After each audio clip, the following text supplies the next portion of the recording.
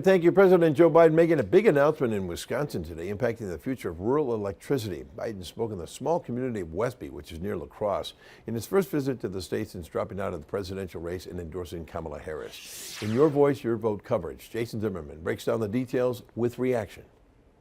This announcement will impact about 5 million households in rural communities all across the country, just like Westby. President Joe Biden addressing supporters here at the Vernon Electric Cooperative in what many here say is the first ever presidential visit to this community. Hello, hello, hello. Hello, Wisconsin. For many in the crowd, it's a reason to celebrate, knowing the area will receive a portion of $7.3 billion now set aside for electric cooperatives in 23 states, including Wisconsin.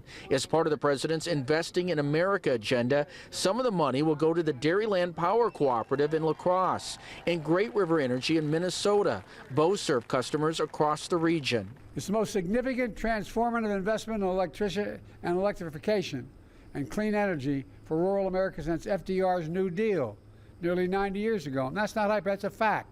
The plan also includes a $29 billion investment from the private sector to produce more hydro, solar, wind, and nuclear power and reduce greenhouse gas emissions by 43.7 million tons each year. We like it because we're with Vernon County Energy District, so we're all on board with the Inflation Reduction Act and helping people understand that the benefits of the act is going to save them a lot of money.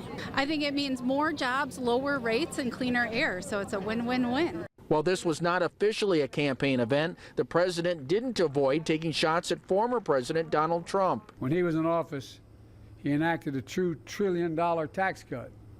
$2 trillion tax cut that overwhelmingly benefited the very wealthy, the biggest corporations, and drove up federal deficit every single year of his presidency. Republicans questioning the timing of this visit just ahead of the November election, but Democrats in this battleground state hoping to attract some attention from rural voters with this announcement. Reporting from Vernon County in Westby, Jason Zimmerman, Action 2 News.